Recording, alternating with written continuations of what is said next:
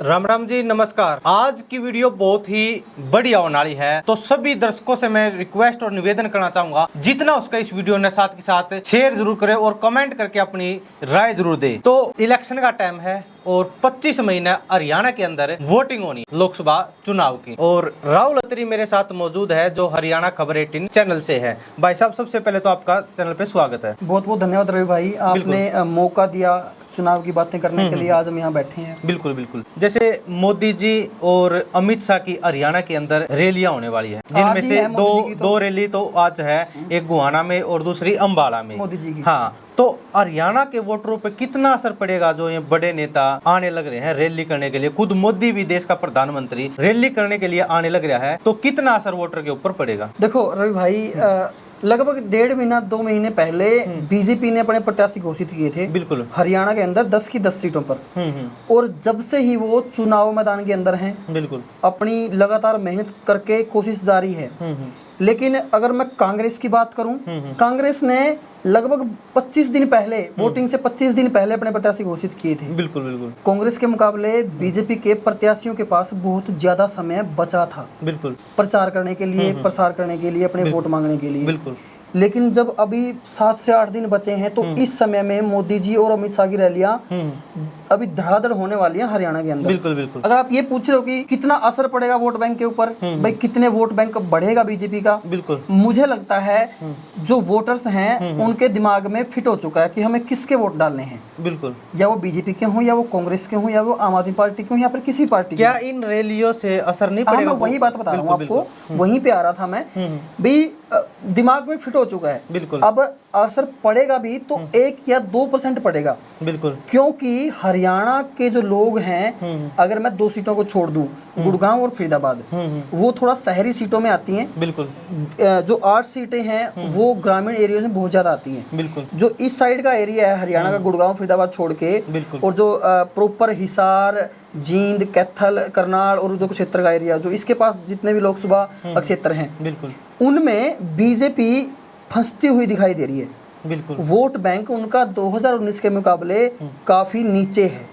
और अब जो मोदी जी और अमित शाह और जेपी नड्डा जी रैलियां करने वाले हैं, उनका सबसे ज्यादा मोटिव यही रहेगा कि कम से कम हम उस वोट बैंक को तो रखें जो हमने पिछली बार गेन किया था। बिल्कुल। और सच्चाई ये है कि बीजेपी का वोट बैंक नीचे गया है और कहीं न कहीं कांग्रेस का वोट बैंक ऊपर आने लग रहा है, और कांग्रेस की लहर है, इस बात से नकारा नहीं जाता। भाई साहब, 2019 में बीजेपी की फुल लहर थी, हरियाणा में से 10 की 10 सीटें जीती थी बीजेपी, और अब की बार आप कह रहे कांग्रेस की लहर है। कांग्रेस की लहर हरियाणा में इसलिए है क्योंकि आप पिछली बार भी देखोगे, विधानसभा चुनाव में बीजेपी की सीट घटकर 40 पे रह गई थी। बिल्कुल। लेकिन उन 40 सीटों का लोकसभा चुनाव के ऊपर कोई असर नहीं था। बिल्कुल। क्योंकि लोकसभा चुनाव पहले हुए थे, विधानसभा बाद में हुए थे।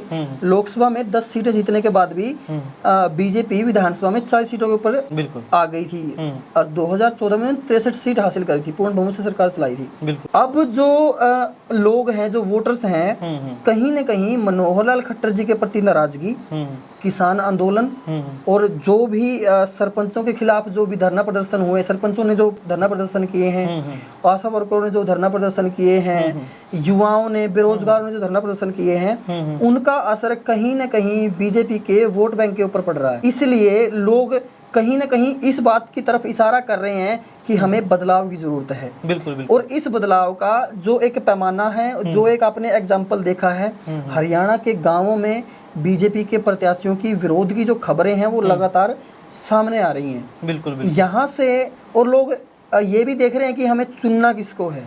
बिल्कुल। हमारे पास ऑप्शन क्या है? ऑप्शन उनके पास एक ही है, कहीं ना कहीं कांग्रेस को अपना विकल्प मान के चल रहे हैं, और इसीलिए ही कांग्रेस की लहर दिखाई दे रही है। बिल्कुल। आपने कांग्रेस की लहर की बात करी, तो ये भी बात कर लेते हैं। जैसे बीजेपी ने अपनी जितनी भी बड़ी रैलियां करनी है, सारी की सारी अनाउंस कर दी है। वहीं अगर कांग्रेस की बात करें तो उनकी कोई भी रैली बड़ी अब तक अनाउंस नहीं हुई है, उसकी डेट फाइनल नहीं हुई है। जैसे बात करें राहुल गांधी जी की, सोनिया गांधी जी की, या अध्यक्ष जी की, किसी की भी जो बड़ी रैलियां होनी है वो अनाउंस नहीं हुई है।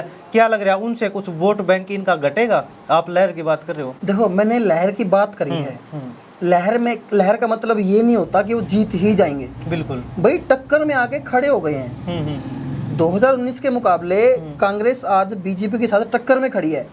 टक्कर का मतलब ये है जीत बीजेपी भी सकती है सीटें, बिल्कुल, और जीत कांग्रेस भी सकती है। बिल्कुल बिल्कुल। आंकड़ा तो बिल्कुल बदलने वाला है, ये तो श्योर है। लेकिन अभी जो चुनाव पोलिंग होने में 6 से 7 दिन बचे हुए हैं, बिल्कुल, इन दिनों में जो भी अपने चुनाव को उठा पाएगा, जो भी अच्छे से प्रचार करेगा, और जो भी वोटरों के जो दिमाग में घुस पाएगा, या फिर किसी भी तरह से आप बोल लो, जिसका चुनाव उठ गया वही चुनाव में ज्यादा से ज्यादा सीटें जीत सकता है। अगर आपने रैलियों की बात करी, मोदी जी रैली करेंगे, अमित शाह जी रैली करेंगे, जेपी नड्डा जी रैली करेंगे, उनका असर वोटरों के ऊपर क्या पड़ेगा वो आप देख सकते हो। लेकिन कांग्रेस ने अभी तक डिसाइड ही नहीं किया कि उनके जो बड़े प्रतिनिधि हैं, बड़े नेता हैं सेंट्रल लेवल के, वो हरियाणा में अब तक डिसाइड नहीं हुए। इस बात का कांग्रेस को नुकसान झेलना पड़ सकता है, क्योंकि अब तक पूरे हरियाणा के अंदर 10 के 10 लोकसभा क्षेत्रों में भूपेंद्र सिंह हुड्डा ही स्टार प्रचारक अभी तक बने हुए हैं। उन्होंने अम्बाड़ा में भी रैली करी, करनाल में भी रैली करी, हिसार में भी रैली करी, और कोई हरियाणा का स्टार प्रचारक जो है कांग्रेस की लिस्ट में अभी तक उतना प्रभाव नहीं डाल पाया है अदर सीटों पर। बिल्कुल बिल्कुल। और ये भी बोला जा रहा है कि भूपेंद्र सिंह हुड्डा सिर्फ रोहतक में ही जोर लगा रहे हैं। ये 7 से 8 दिन है ना, ये बहुत ही क्रूशियल है, बहुत ही महत्वपूर्ण है। जिसका भी चुनाव उठेगा वही बाजी मारता हुआ दिखाई दे सकता है। बिल्कुल। अगर बात करें अब तक हरियाणा की 2 सबसे हॉट सीट कौन सी बनी हुई है, जैसे 2019 में रोहतक की सबसे हॉट सीट थी, अगर अब बात करें तो हरियाणा में कौन कौन सी 2 हॉट सीट है? देखो, अगर हम हॉट सीट की बात करें तो मेरे ख्याल से रोहतक तो है ही है, क्योंकि भूपेंद्र सिंह हुड्डा का गढ़ है और साख दांव पे रहती है हमेशा से ही उनकी। बिल्कुल बिल्कुल। दूसरी जो मैं हॉट सीट की बात करूंगा वो करनाल की है। करनाल में पूर्व मुख्यमंत्री मनोहर लाल खट्टर, जो 2 बार के मुख्यमंत्री रहे, हरियाणा में 2 प्लान के मुख्यमंत्री रहे, वो चुनाव लड़ रहे हैं। और सिर्फ सिंगल प्रत्याशी है जो युवा है कांग्रेस का, वो भी करनाल से ही है, दिव्यांशु बुद्धि राजा। 31 साल के युवा को मौका दिया गया कांग्रेस ने। तो और तीसरी तरफ मराठा जी हैं जो कई चुनाव हार चुके हैं। बिल्कुल बिल्कुल। तो करनाल लोकसभा की सीट का पूरे हरियाणा की नजर जो है करनाल लोकसभा सीट के ऊपर है। तो इसको हम हॉट सीट बोल सकते हैं, रोहतक और करनाल। रोहतक और करनाल। हाँ। देखो, जितने भी बीजेपी के प्रत्याशी है ना, वो वोट अपने काम के दम पे नहीं मांग रहे। जैसे मनोहर लाल खट्टर जी अपने काम की वोट नहीं मांग रहे, वो मोदी के नाम पे वोट मांगने लग रहे। देखो, ये कोई नई बात तो है नहीं। बीजेपी को अगर मैं बोलूं, अपने पन्ना प्रमुख, संगठन प्रमुख और इनके जो मंडल अध्यक्ष से लेकर इनके पास पूरी टीम है बिल्कुल काम करने के लिए, और वो एक ही इशारे पर काम होते हैं सेंट्रल लेवल पे, जिसका भी इशारा आता है आपको पता है। बिल्कुल। तो हर जगह मोदी फेस चमका हुआ है। मोदी फैक्टर 2014 में भी काम किया, 2019 में भी काम किया था। बिल्कुल भी काम सेंट्रल लेवल पे मोदी जी कर रहे हैं। तो उनका जो प्रचार प्रसार है वो सिर्फ उन्हीं का हो रहा है। प्रत्याशी की अगर मैं बात करूं, प्रत्याशियों में इतना दम हालांकि किसी भी नेता में हरियाणा में जो चुनाव लड़े उनमें नहीं है कि अपने दम पे वो चुनाव जीत सकें। बिल्कुल बिल्कुल। कुछ नेता थे जिनको सीट नहीं मिल पाई, जिनको टिकट नहीं मिल पाई। अगर वो नेता होते तो कहीं ना कहीं होता कि भाई प्रत्याशी अपने दम पे वोट मांग रहे हैं और अपने दम पे वो सांसद बन के जा सकते हैं। बिल्कुल। तो जो मोदी फैक्टर है, उनको लगता है कि मोदी फैक्टर के नाम से हमें वोट मिल जाएंगे, लेकिन अगर मैं हरियाणा की बात करूं, सिचुएशन वो नहीं है कि आप मोदी जी के नाम पे वोट मांग लो। बिल्कुल। अगर हम करनाल सीट की बात करें, एक साइड है पूर्व मुख्यमंत्री हरियाणा के मनोहर लाल खट्टर जी, और दूसरी तरफ है कांग्रेस के युवा दिव्यांशु बुद्धि राजा जी। अगर तीसरी तरफ हम बात करें तो मराठा जी है, जिनके पास काफी सारा एक्सपीरियंस है, कई सारे चुनाव वो हार चुके हैं। क्या लग रहा है कौन इस सीट को निकाल पाएगा, किसका असर ज्यादा है? क्योंकि सांसद का अगर चुनाव की बात करूँ तो दिव्यांशु का भी पहला चुनाव है, और पूर्व मुख्यमंत्री मनोहर लाल खट्टर का भी पहला चुनाव है, और वीरेंद्र मराठा की अगर बात करूं तो वो कई चुनाव तो हार चुके हैं। तो क्या लग रहा है कौन इस सीट को अपने जाल में फंसा पाएगा? बाजी मारने की अगर मैं आपको बात बताऊं तो जिस तरीके से हमने कांग्रेस की लहर की बात करी, दिव्यांशु बुद्धि राजा टक्कर में हैं, और मनोहर खट्टर का जो विरोध हुआ गाँवों में, लोग उनको नापसंद कर रहे हैं, जो जैसा कि खबरें आ रही हैं। बिल्कुल। और हम वीडियोज भी देख रहे हैं डेली की डेली। तो खट्टर जी और दिव्यांशु बुद्धि टक्कर में हैं, लेकिन तीसरी तरफ मराठा जी कम नहीं है। वो भी टक्कर में इसलिए हैं क्योंकि मनोहर लाल खट्टर का एक वोट बैंक है, बीजेपी का जो वोट बैंक है, जो कोर वोटर हैं, जो साइलेंट वोटर हैं। बिल्कुल। लेकिन दिव्यांशु बुद्धि राजा और वीरेंद्र मराठा दोनों मेहनत कर रहे हैं अपने चुनाव को उठाने में।